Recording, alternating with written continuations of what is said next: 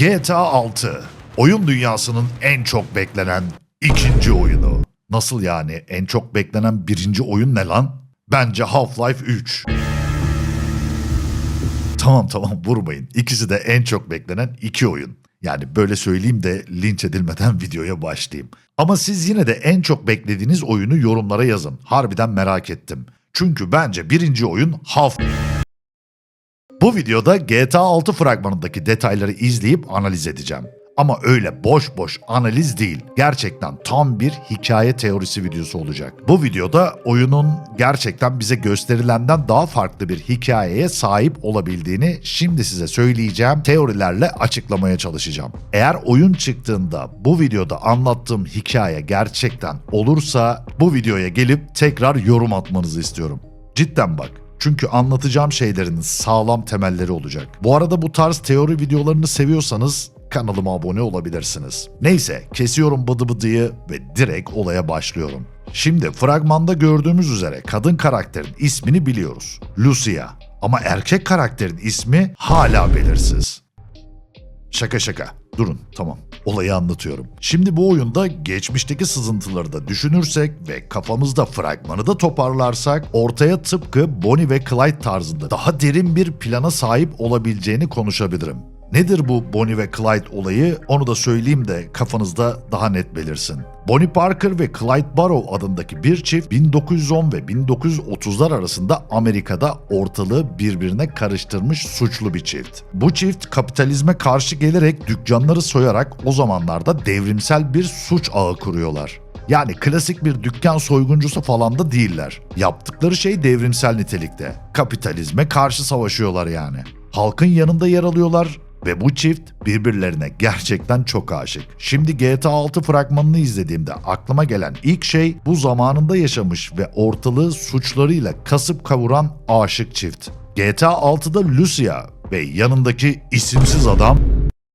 Tamam lan, bu espriyi ikinci kez yapınca komik olmadı. Tam olarak bu şekilde derin bir amaca hizmet ediyor olabilirler. Yani tıpkı Bonnie ve Clyde'da olduğu gibi. Yani öyle klasik birbirimizi çok seviyoruz, her işte beraberiz, hadi soygun yapıp paraları cukkalayalımdan ziyade bu yaptıkları suçların arka planında çok derin bir amaç olabilir. Yani kapitalizme karşı savaşmak gibi. Gizli bir intikam hikayesi. Şimdi bu kapitalizme biraz sonra geleceğim ama fragmanda Lucy'yi bir hapishanede görüyoruz. Aslında Lucy tam da burada geçmişte yaşadığı bir ihanet yüzünden buraya düşmüş olabilir. Şimdi bu ihanetten sonra partneriyle birlikte Vice City'nin suç baronlarına karşı bir intikam planı da kuruyor olabilirler. Aslında tam da bu kısımda sızıntılardan bahsedeceğim. 2022'deki sızıntıların birinde soygun sahneleri yer alıyordu. Görüntüleri bulabilirsem koyarım ancak Rockstar buna telif atabiliyor. Siz de araştırıp bulabilirsiniz. Yani ben o yüzden kararsızım. Ama bu soygunu yaparken görünmeleri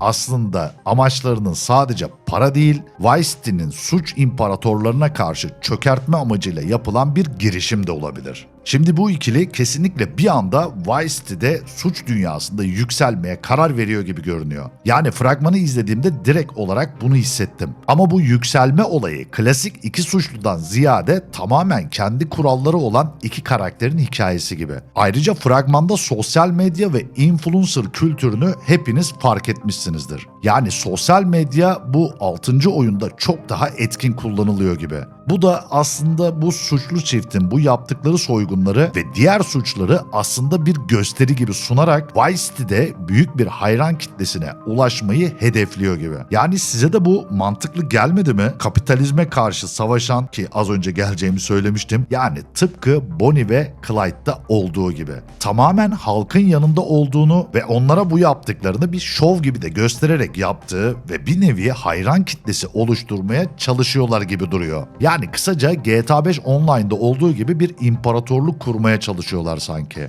Çifte ajan. Şimdi bu bayağı çılgın bir teori ama olma olasılığı da yok değil. Lucia ve partneri, yani bu isimsiz eleman bir ajan olabilir. Yani aslında bu hapishane sahnesinde Lucia orada avukatıyla görüşüyor gibi. Ya da devletten bir yetkili. Acaba Lucia büyük bir operasyon için hapishaneye sızmış olabilir mi? Aslında bu mantıkla hareket edersek kendilerine bu suç imparatorluğu kurma yolundaki en büyük kaynak bütün suçluların yaşadığı hapishane, değil mi? Yani ajan deyince aklınıza hemen böyle devlete çalışan ajanlar gelmesin. Suç imparatorluğunda da gerçekten bu tarz ajanlar var. Ya da büyük baronların adamlarına bir suikast düzenlemek için de girmiş olabilir. Yani ajan gibi.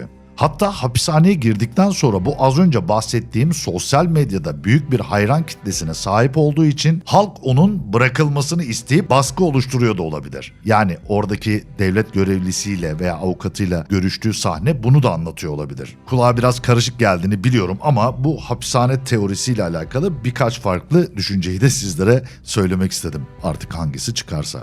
Ancak bakın burada bomba bir şey söyleyeceğim. Eğer tüm bu olaylardan bağımsız Lucia devletle anlaşıp bir ajan konumunu geçebilir.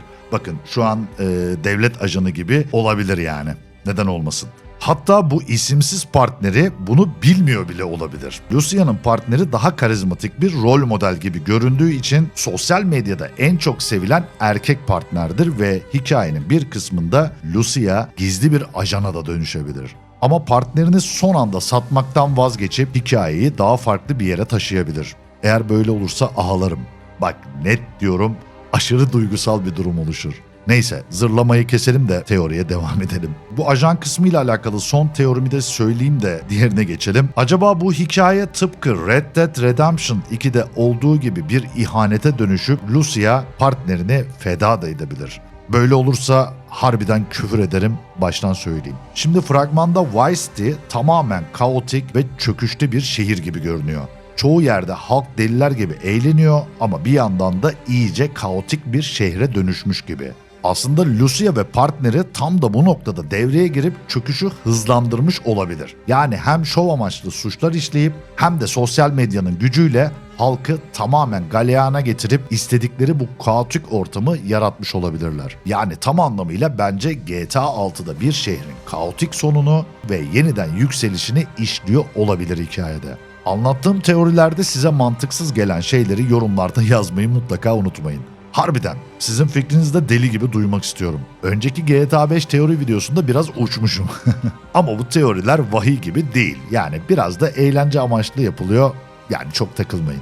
Şimdi tam olarak bu GTA 6 hikayesine gelecek olursam bu hikayede Küba çetelerine karşı savaş yapabileceğimizi de düşündürüyor. Çünkü Vice City dediğimiz yer aslında Miami. Ve Miami Küba'ya çok yakın. Ayrıca fragmanda okyanus sahneleri de bolca verilmiş. Yani bir nevi Scarface hikayesinin Bonnie ve Clyde versiyonunda oynayabiliriz. Hem Vice City hem de Kübalı çetelerle savaştığımız bir hikaye teorisi yani. Bunu neden düşündün derseniz yani sadece okyanus görüp Küba'ya da gidiyoruz diye düşünmedim tabii.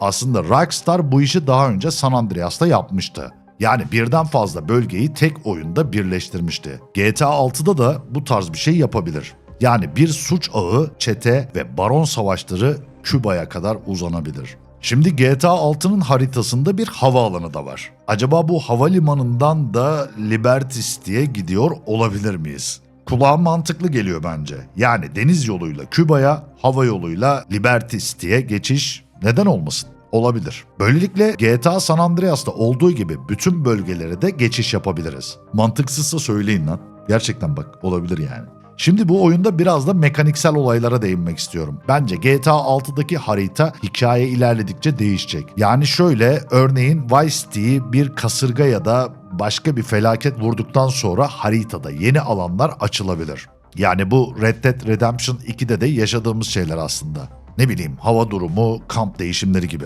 Belki böyle bir şey GTA 6'da da olur. Bilemiyorum. Ayrıca Florida bir kasırga bölgesi zaten. Yani neden olmasın? Son olarak Lucia'ya geri dönmek istiyorum.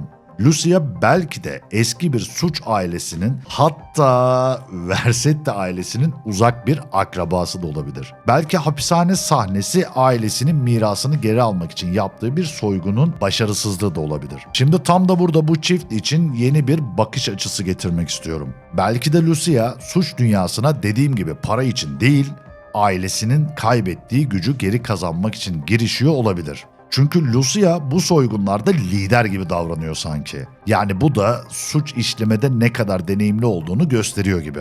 Ve partneri de ona bu konuda yardımcı oluyor. Bu tamamen farklı bir senaryo belki ama mantıksız da sayılmaz. Ancak videonun ilk başındaki anlattığım hikayeye daha yakın gibiyim. Ama şu bir gerçek. Kesinlikle Lucia yanındaki partnerinden çok daha derin bir karakter olacak oyunda. Hatta fragmanda partnerinin ismi bile yok. Bu da bana kalırsa çiftin ilişkisini ve bu GTA 6'daki o bütün hikayeyi Lucia'nın taşıyacağını düşünüyorum. Yani elbette partnerini de çok yakından tanıyacağız oyunda ama asıl olay hep Lucia'nın merkezinde dönecek. Çıksa da oynasak ya. Ama bu hikayeyi anlatırken cidden gerçekçi senaryolar üzerinde kafa patlattım. Bak şimdiden anlaşalım. Bu videoyu beğenin ya da kaydedin. Oyun çıktığında bu videoya geri dönüp gerçekten bu şekilde olursa tekrar yorum atarsınız. Videoyu burada noktalıyorum ama bir önceki videomda dediğim gibi GTA San Andreas ile alakalı aklımda efsane teoriler var. San Andreas içinde bir teori videosu yapmayı düşünüyorum. Eğer istiyorsanız bu videoyu beğenebilirsiniz. Ben de sayımızı anlarım. Kendinize iyi bakın. Hoşça kalın.